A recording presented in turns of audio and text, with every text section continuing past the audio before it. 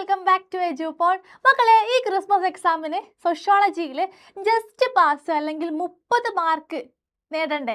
ഇതിനുള്ള കുറച്ച് ക്വസ്റ്റ്യൻസ് പരിചയപ്പെട്ടാലോ? അപ്പോൾ നിങ്ങൾ എന്ത് ചെയ്യുക മക്കളെ? ഈ ക്വസ്റ്റ്യൻ നിങ്ങൾക്ക് ലഭിക്കണമെങ്കിൽ നമ്മുടെ +1 ക്രിസ്മസ് എക്സാമിൻ്റെ സ്റ്റഡി ഗ്രൂപ്പിൽ ജോയിൻ ചെയ്യേണ്ടതാണ്.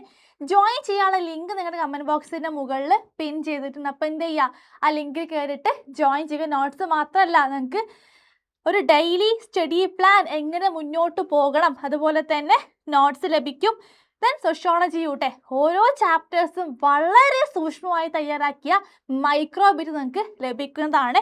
അതുപോലെ ഒരു ഡെയിലി ലൈവും കാര്യങ്ങളൊക്കെ നിങ്ങൾക്ക് അതിൻ്റെ നോട്ടിഫിക്കേഷനും കിട്ടണമെങ്കിൽ ഈ ഗ്രൂപ്പിൽ നിങ്ങൾ അംഗമാവേണ്ടത് അത്യാവശ്യമാണ്. അപ്പോൾ നമുക്ക് നോക്കാം +1 സോഷ്യോളജിയുടെ പ്രധാനപ്പെട്ട 30 മാർക്ക് എന്നുള്ള ക്വസ്റ്റ്യൻസ് ഏതൊക്കെയാണെന്ന് നോക്കിയാലോ? എന്നാവാ ഫസ്റ്റ് ഈ ക്വസ്റ്റ്യൻ ശ്രദ്ധിക്കുക. Very very very important. എന്തായാലും ഈ ക്വസ്റ്റ്യൻ നിങ്ങൾക്ക് പ്രതീക്ഷിക്കാം. What is a sociological imagination? അറിയാലോ, വെരി സിമ്പിൾ അല്ലേ? വളരെ വളരെ സിമ്പിൾ ആണ്.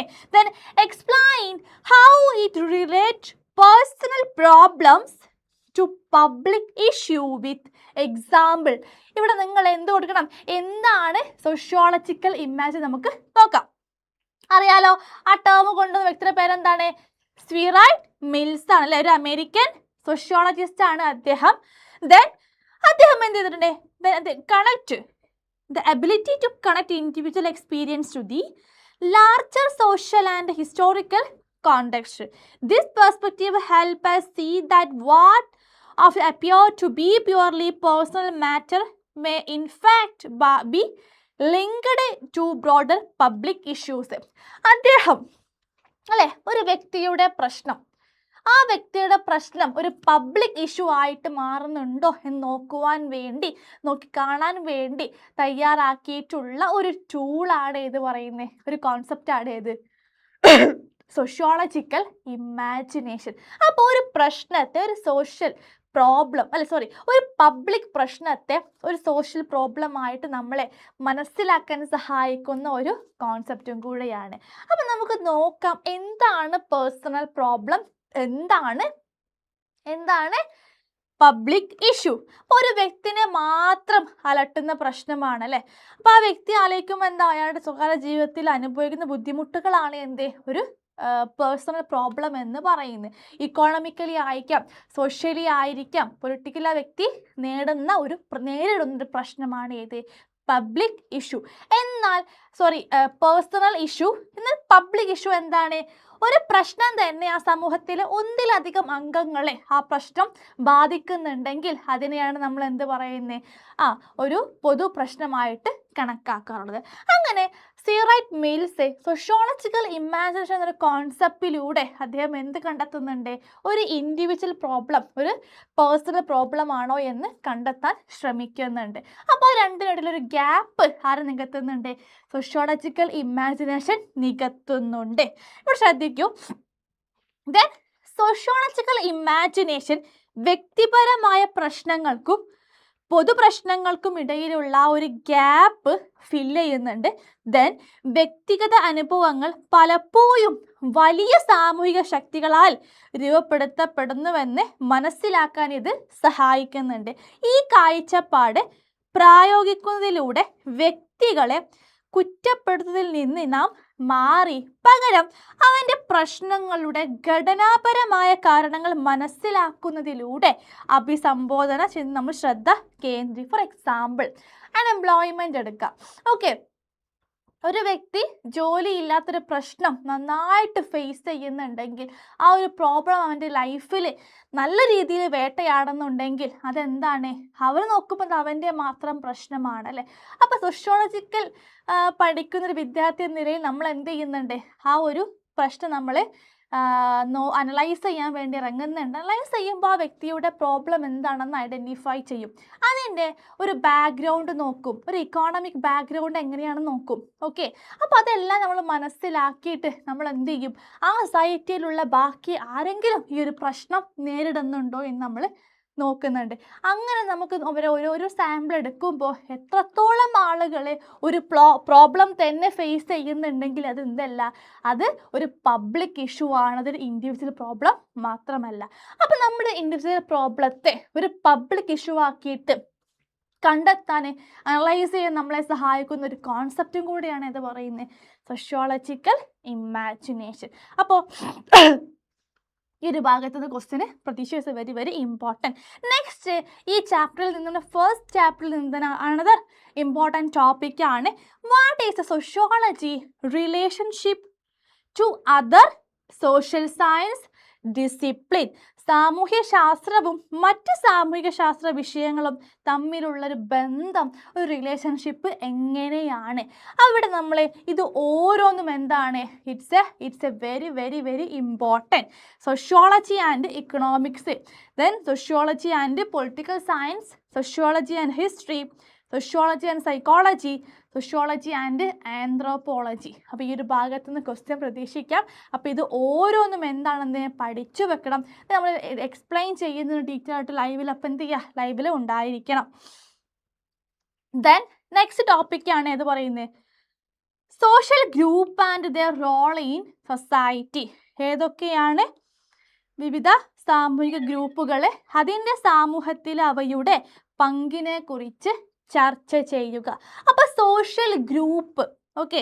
അപ്പോൾ എന്താണ് ഈ സോഷ്യൽ ഗ്രൂപ്പ് എന്ന് പറയാൻ നിങ്ങൾ എഴുതണം. എന്താണ്, ഒരു പ്രത്യേക സമൂഹത്തിലെ പൊതു താല്പര്യങ്ങൾ, അവിടുത്തെ സംസ്കാരം, മൂല്യങ്ങൾ, നിയമങ്ങളുടെ തുടർച്ചയായ പരസ്പര പ്രവർത്തനങ്ങളിലൂടെ പങ്കുവെക്കുന്ന വ്യക്തികളുടെ കൂട്ടത്തെയാണ് നമ്മൾ എന്ത് വിളിക്കുന്നത്, സാമൂഹിക സംഘങ്ങൾ എന്ന് വിളിക്കുന്നത്. ദെൻ അതിൻ്റെ ഒരു ക്യാരക്ടറിസ്റ്റിക്സ് ഇവിടെ കൊടുത്തിട്ടുണ്ട്. ഓരോന്നായിട്ട് എന്ത് ചെയ്യുക, നോക്കി വയ്ക്കുക. It's a very very very important. Then different types of social ഗ്രൂപ്പാണ്. ഒന്ന് എന്താണ്, ഒന്ന് പ്രൈമറി ഗ്രൂപ്പാണ്, ഓക്കെ. സെക്കൻഡറി ഗ്രൂപ്പ്, ദ്വിതീയ സംഘങ്ങൾ, കമ്മ്യൂണിറ്റി ഓർ അസോസിയേഷൻ, സമുദായ സംഘങ്ങൾ, in groups and out group, അംഗസംഘങ്ങളും അംഗേതര സംഘങ്ങളും, റെഫറൻസ് ഗ്രൂപ്പ്, സൂചിത സംഘങ്ങൾ, പിയർ ഗ്രൂപ്പ്, സമസംഘങ്ങൾ. ദെൻ പ്രൈമറി ഗ്രൂപ്പിൻ്റെ ഒരു ക്യാരക്ടറിസ്റ്റിക്സ് നമുക്ക് നോക്കാം. Then members of the primary group have a sense of we, അല്ലെ, നമ്മൾ എന്നൊരു സെൻസ്, ഒരു ഇമോഷൻ അവിടെ ഉണ്ടായിരിക്കും. ദെൻ സൈസ് നോക്കുമ്പോഴോ സ്മോൾ ആയിരിക്കാം. ദെൻ പേഴ്സൺ ഓറിയൻറ്റഡ് ആയിരിക്കാം. ഡയറക്റ്റ് ടു ഇമോഷണൽ റിലേഷൻഷിപ്പും കാര്യങ്ങളൊക്കെ നമുക്ക് അവിടെ ഉണ്ടായിരിക്കാം. നെക്സ്റ്റ് സെക്കൻഡറി ഗ്രൂപ്പാണ്. അത് എന്താണ്, എന്ത് ചെയ്യുക, പഠിച്ചു വെക്കാം. അത് വിത്ത് എ ഫോർമൽ റിലേഷൻഷിപ്പ് ആയിരിക്കും, അല്ലെ, ഒരു ഔപചാരികമായ ബന്ധങ്ങളായിരിക്കും നമുക്ക് ഈ ഒരു ഗ്രൂപ്പിൽ, സെക്കൻഡറി ഗ്രൂപ്പിൽ കാണാൻ പറ്റുക. മറ്റൊന്ന് ഗോൾ ഓറിയൻറ്റഡ് ആയിരിക്കും. അപ്പോൾ ആളുകൾ അവിടെ കൂടുന്നുണ്ടാവുക, ചർച്ചകൾ നടത്തുന്നത് എന്തിനു വേണ്ടി, എന്തെങ്കിലും ഒരു ലക്ഷ്യം നിറവേറ്റാൻ വേണ്ടിയായിരിക്കാം. ദെൻ സൈസ് നോക്കുമ്പോൾ എന്താ, റിലേറ്റീവ്ലി ലാർജ് ആണ്, താരതമ്യേന വലുതാണ്. ദെൻ നോൺ ഡയറക്റ്റ് കമ്മ്യൂണിക്കേഷൻ ആയിരിക്കും അവിടെ ഉണ്ടാവുക. നെക്സ്റ്റ് കമ്മ്യൂണിറ്റി ഓർ അസോസിയേഷൻ ആണ്. ഇവിടെ എന്തുണ്ടാകും, ദ ഫീലിംഗ് ഓഫ് വി, നമ്മൾ എന്നൊരു ഫീലിംഗ് നമുക്കിവിടെ ഉണ്ടായിരിക്കും. ദ ലോങ് ലാസ്റ്റിംഗ് റിലേഷൻഷിപ്പ് നമുക്കിവിടെ കാണാൻ പറ്റും. സഡൈൻ ഏരിയ ഓഫ് ലാൻഡ്, ഒരു നിശ്ചിത ഭൂപ്രദേശം നമുക്കിവിടെ ഉണ്ടായിരിക്കും. Then in group and out group ആണ്. ഇവിടെ ഒരു വ്യക്തി അംഗമാവുകയും ദെൻ വി അല്ലെങ്കിൽ നമ്മൾ എന്ന വികാരം പങ്കെടുക്കുകയും ചെയ്യുന്ന സംഘമാണ് ഏത് പറയുന്നത്, അംഗങ്ങൾ അല്ലെങ്കിൽ ഇൻ ഗ്രൂപ്പ് എന്ന് പറയുന്നത്. ദെൻ WG സംജ്ഞർ ആണ് ഈ ഒരു ആശയം രൂപീകരിക്കുന്നത്. ദെൻ നമ്മുടെ അല്ലെങ്കിൽ നമ്മൾ എന്ന വികാരമാണ് നമുക്കിവിടെ ഉണ്ടായിരിക്കുക. ദെൻ ഈ ഇൻ ഗ്രൂപ്പിൽ നിന്നും ഔട്ട് ഗ്രൂപ്പിൽ നമ്മൾ എങ്ങനെയാണ് വേർതിരിക്കുന്നത്, ഇത്രയേ ഉള്ളൂ. ഇപ്പോൾ ഒരു ഗ്രൂപ്പ് ഫോർ എക്സാമ്പിൾ പല പല കളേഴ്സ് ഉണ്ട്, ഓക്കെ. പല പല കളേഴ്സ്, ഇപ്പോൾ റെഡ്, ഗ്രീന്, വൈറ്റ്, യെല്ലോ, ഈ 4 ഫ്ലവേഴ്സും എന്താണ്, ഒരൊറ്റ മിക്സ്ഡ് ആയിട്ട് കിടക്കുകയാണ്. എന്നാൽ ഡിഫറെൻറ്റ് കളേഴ്സ് നമ്മൾ എന്ത് ചെയ്യുന്നുണ്ട്, ഓരോ ഗ്രൂപ്പ് ആക്കുന്നുണ്ട്, ഓക്കെ. അപ്പം മഞ്ഞ ഫ്ലവേഴ്സ് അല്ല, മഞ്ഞ പൂക്കൾ മാത്രമുള്ള ആ ഗ്രൂപ്പിൽ റെഡ് പൂക്കൾ വന്നാൽ എന്തായിരിക്കും, ഇൻ ഗ്രൂപ്പ് ആകോ, അല്ല, ഔട്ടർ ഗ്രൂപ്പ്, അല്ലെ, പുറത്തുള്ള റെഡ് മാത്രമുള്ള ഗ്രൂപ്പിൽ നിന്നും വന്ന് കയറിയതാണ് ഏത്, റെഡ്, അല്ലെ, റെഡ് ഫ്ലവർ. അപ്പോൾ നമുക്ക് എന്താണ്, ഔട്ടർ ഗ്രൂപ്പാണ്. ഇവിടെ എന്താണ്, യെല്ലോ ഫ്ലവേഴ്സ് മാത്രമാണ് ഇൻ ഗ്രൂപ്പ്. ഓക്കെ, ഈ യെല്ലോ ഫ്ലവേഴ്സിൻ്റെ ആ ഗ്രൂപ്പിലോട്ട് വേറെ ഏതെങ്കിലും കളറായിട്ടുള്ള ഫ്ലവർ വരികയാണെങ്കിൽ നമ്മൾ എന്ത് പറയും? അത് ഔട്ട് ഗ്രൂപ്പാണ്. ഇൻ ഗ്രൂപ്പ് എന്ന് പറയാൻ പറ്റുമോ? ഇല്ല. ദെൻ മറ്റൊന്ന് റെഫറൻസ് ഗ്രൂപ്പാണ്. ഇവിടെ ഇത്രയേ ഉള്ളൂ. ഇവിടെ ഒരു വ്യക്തി ഒരു സംഘങ്ങൾ, ഏത് സംഘങ്ങളുടെയും ജീവിത രീതികളാണോ ഇവിടെ അനുകരിക്കുന്നത്, ആ സംഘത്തെയാണ് നമ്മൾ എന്ത് പറയുന്നത്? റെഫറൻസ് ഗ്രൂപ്പ് എന്ന് പറയുന്നത്. ഫോർ എക്സാമ്പിൾ, ഇപ്പോൾ ഏതെങ്കിലും ഫിലിം ആക്ടറെ വെച്ച് നമ്മൾ എന്ത് ഇമിറ്റേറ്റ് ചെയ്യും അല്ലേ, അതേപോലെ ഡ്രസ്സ് ചെയ്യുന്നു, അവരതേപോലെ എന്ത് ചെയ്യുന്നു, എല്ലാ കെയറിങ് കാര്യങ്ങളൊക്കെ ചെയ്യുന്നു. ഓക്കെ, നമ്മുടെ ഭാഷ പോലും നമ്മൾ മാറ്റാൻ ശ്രമിക്കാറുണ്ട്. അത് നമുക്കിതൊരു എക്സാമ്പിളായിട്ട് കൊടുക്കാം. ദെൻ ലാസ്റ്റ് പിയർ ഗ്രൂപ്പാണ്. അറിയാലോ, സാമ്പ്രായക്കാരുടെ ഗ്രൂപ്പാണ് ഏത്? പിയർ ഗ്രൂപ്പ് എന്ന് പറയുന്നത്. Next, it's a very important topic. The 2 rules of marriage ആണ് കേട്ടോ. വിവാഹത്തിൻ്റെ 2 നിയമങ്ങൾ ഏതൊക്കെയാണ്? അറിയാലോ. First one is endogamy, then exogamy ആണ്. ഹെൻഡോഗമി എന്ന് പറഞ്ഞാൽ എന്താണ്? refers to the rule that marriage should take place within a specific social group such as caste or tribe or religion. ഇവിടെ ജാതി, ഗോത്രം, മതം തുടങ്ങിയ ഒരു പ്രത്യേക സാമൂഹിക കൂട്ടത്തിനുള്ളിൽ തന്നെ വിവാഹം നടത്തേണ്ടതാണ് എന്ന് പറയുന്നത് എൻഡോഗമി. എന്നാൽ എക്സോഗമി എങ്ങനെയാണോ? നേരെ ഓപ്പോസിറ്റ് ആണ്. ഇവിടെ exogamy is the rule that marriage must occur outside a particular group like lineage to avoid close in marriage. ഇവിടെ എന്താണ്? ഗോത്രമല്ലെങ്കിൽ വംശരേഖ പോലും ഒരു പ്രത്യേക കൂട്ടത്തിന് പുറത്താണ് വിവാഹം നടത്തേണ്ടത്. അപ്പോൾ ഇന്ന ഗ്രൂപ്പിൽ നിന്ന് എന്താണ് വിവാഹം കഴിക്കണമെന്നില്ല, പുറത്തുള്ള ഗ്രൂപ്പിൽ നിന്നൊക്കെ ഇവിടെ വിവാഹങ്ങൾ എന്താണ്? അനുവദീയമാണ്. Next is a very important topic. The basic structure of family ആണ്. കുടുംബഘടനയുടെ അടിസ്ഥാനം അറിയാലോ. ദെൻ റെസിഡൻസിയുടെ ബേസിൽ അല്ലെ, വാസസ്ഥലത്തിൻ്റെ സ്വഭാവം അനുസരിച്ച് നോക്കുകയാണെങ്കിൽ 2ആയി ഡിവൈഡ് ചെയ്യുന്നുണ്ട്. മാട്രിലോക്കൽ ഫാമിലി, പാട്രിലോക്കൽ ഫാമിലി. മാതൃസ്ഥാനീയ കുടുംബം, പിതൃസ്ഥാനീയ കുടുംബങ്ങൾ. ഇവിടെ മാട്രിലോക്കൽ ഫാമിലിയിൽ എങ്ങനെയാണ്? വിവാഹം കഴിഞ്ഞ ബ്രൈഡും ഗ്രൂമും ആരുടെ വീട്ടിൽ താമസിക്കുന്നത്? ഗ്രൂമിൻ്റെ വീട്ടിൽ താമസിക്കുന്നു. പാട്രിലോക്കൽ ഫാമിലിയിലോ വിവാഹം കഴിഞ്ഞ ബ്രൈഡും ഗ്രൂമും ഗ്രൂമിൻ്റെ വീട്ടിലാണ് ഇവിടെ താമസിക്കുന്നത്. Next, based on authority and dominance ആണ്. അധികാരത്തിൻ്റെ അനുസരിച്ച് നമ്മൾ 2ആയി ഡിവൈഡ് ചെയ്യുന്നുണ്ട്. അതിലൊന്ന് മാട്രിയാർക്കൽ ഫാമിലി, പാട്രിയാർക്കൽ ഫാമിലിയാണ്. ഓക്കെ, പിതൃമേധാവിത്വ കുടുംബം, മാതൃമേധാവിത്വ കുടുംബം. ഇൻ പാട്രിയാർക്കൽ ഫാമിലി എന്ന് പറയുമ്പോൾ ഇവിടെ എന്തായിരിക്കും? പുരുഷനായിരിക്കും അധികാരവും ആധിപത്യം ഉണ്ടാവുക. ദെൻ മാട്രിയാർക്കൽ ഫാമിലിയിലോ സ്ത്രീക്കായിരിക്കും അധികാരവും ആധിപത്യവും ഉണ്ടാവുക. നെക്സ്റ്റ് നമ്മൾ ലീനേജ് അല്ലെ, വംശപാരമ്പര്യത്തിൻ്റെ അടിസ്ഥാനത്തിൽ 2ആയി ഡിവൈഡ് ചെയ്യുന്നുണ്ട്. ഒന്ന് മാട്രിലീനിയൽ ഫാമിലി, പാട്രിലീനിയൽ ഫാമിലിയാണ്. മാതൃതായ കുടുംബങ്ങൾ, പിതൃതായ കുടുംബങ്ങൾ. ഇവിടെ മാട്രിലീനിയൽ ഫാമിലിയിൽ വംശപാരമ്പര്യം മാതാവിലൂടെ മക്കളായ മകൾക്കാണ് അല്ലെ, പെൺമക്കൾക്കാണ് പോവുക. ദെൻ പാട്രിലീനിയൽ ഫാമിലി നേരെ ഓപ്പോസിറ്റ് ആണ്. വംശപാരമ്പര്യം പിതാവിലൂടെ ആർക്കാ പോവുക? ആൺമക്കൾക്കാണ് പോവുക. ഓക്കെ, അപ്പം എന്ത് ചെയ്യുമായിരുന്നു? പഠിച്ചു. Very very important. Then classify the forms of marriage. വിവാഹ രീതികളെ തരംതിരിക്കുക. ഏതൊക്കെയാണ്? ഒന്ന് മോണോഗമി ആൻഡ് പോളിഗമി, ഏകഭാര്യത്വം, ബഹുഭാര്യത്വം. എന്താണ് മോണോഗമി?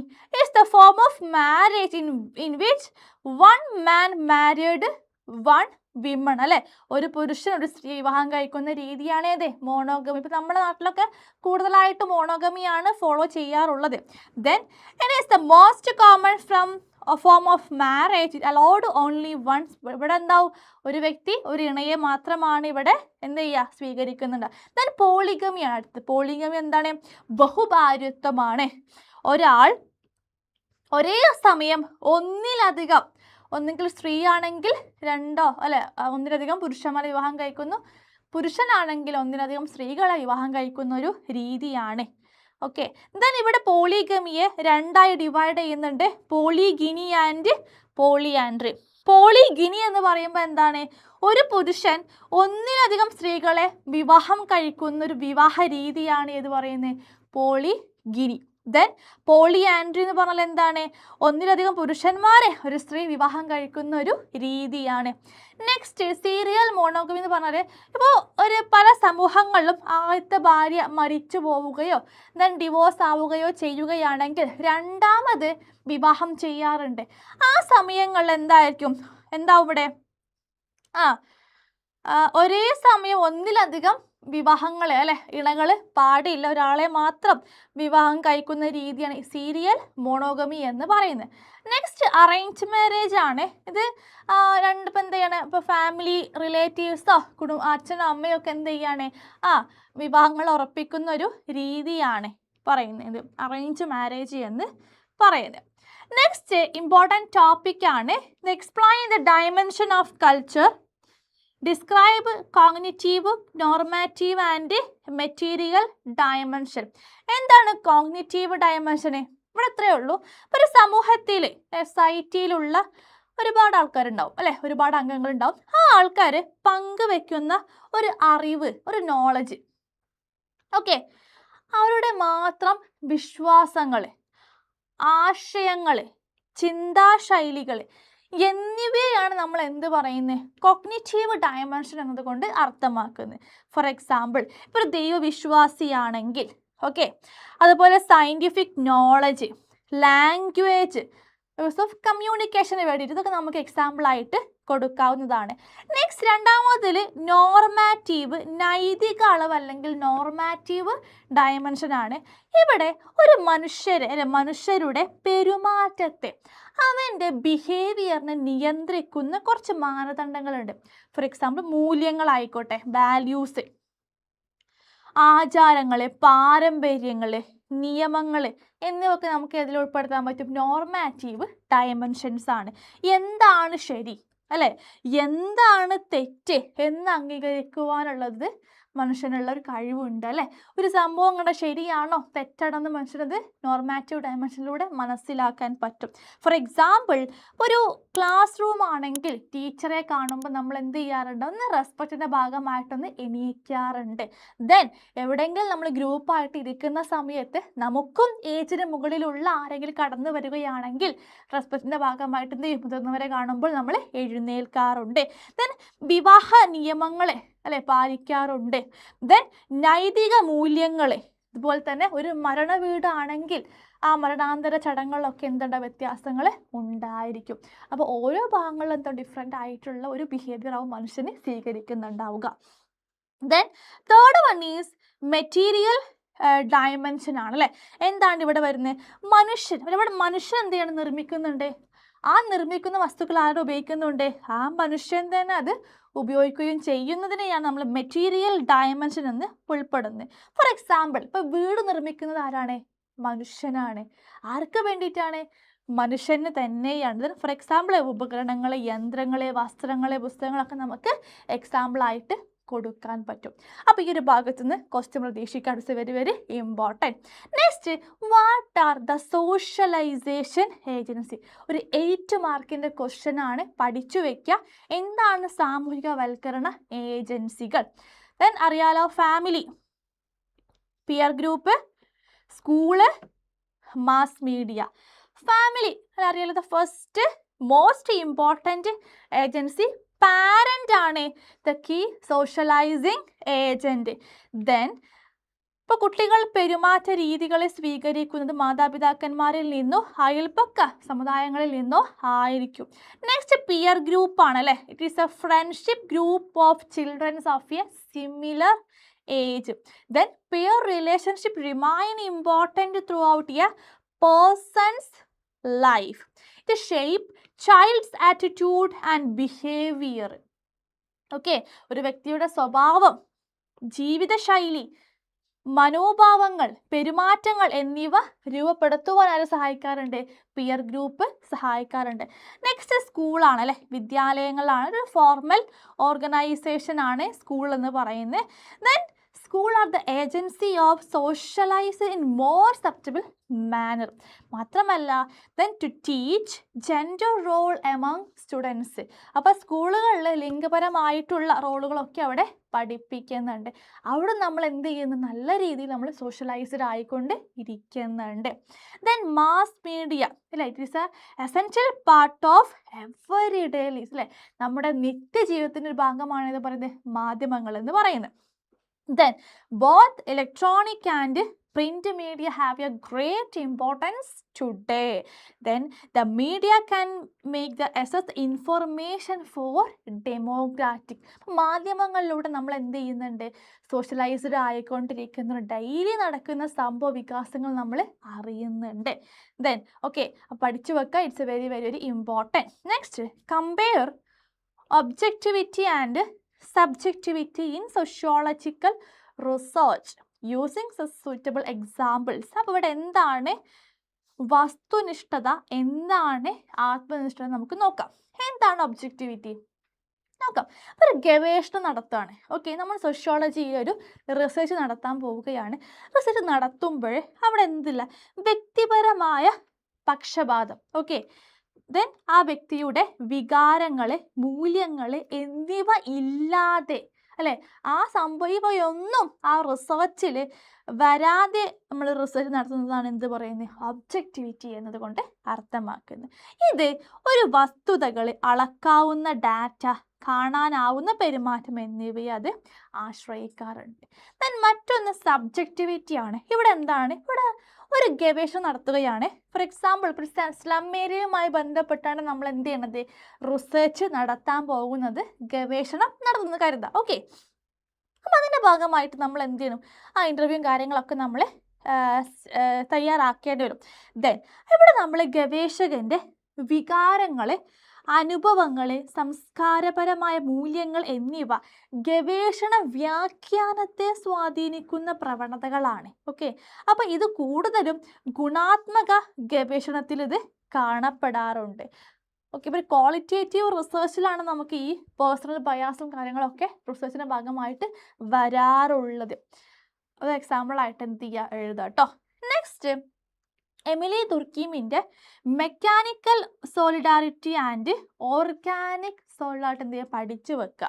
ഓക്കെ, എന്താണ് മെക്കാനിക്കൽ സോളിഡാരിറ്റി അറിയാലോ.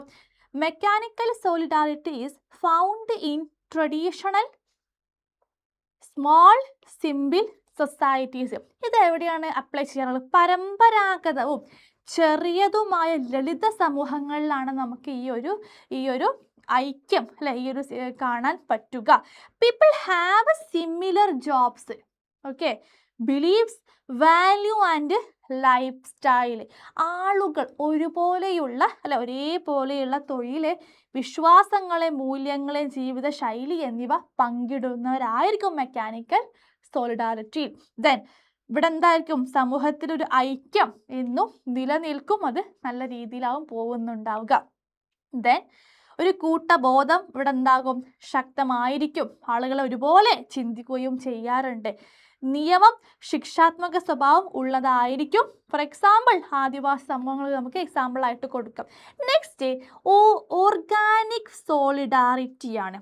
ഇത് എവിടെ ഉണ്ടാവുക, it's found in modern industrial or complex society. ഇത് ആധുനിക വ്യാവസായിക സമൂഹങ്ങളിലാണ് നമുക്കിത് കാണപ്പെടുക. പീപ്പിൾ ഹാവ് സ്പെഷ്യലൈസ്ഡ് സ്കില്ലുള്ളവരായിരിക്കാം. ദെൻ ഡിഫറെൻ്റ് ആയിട്ടുള്ള ജോലികളായിരിക്കും അവർ ഏർപ്പെടുന്നുണ്ടാവുക. ദെൻ സമൂഹത്തിലെ ഐക്യം പരസ്പര ലംബതയിൽ നിന്നും ഉണ്ടാകുന്നവയാണ്.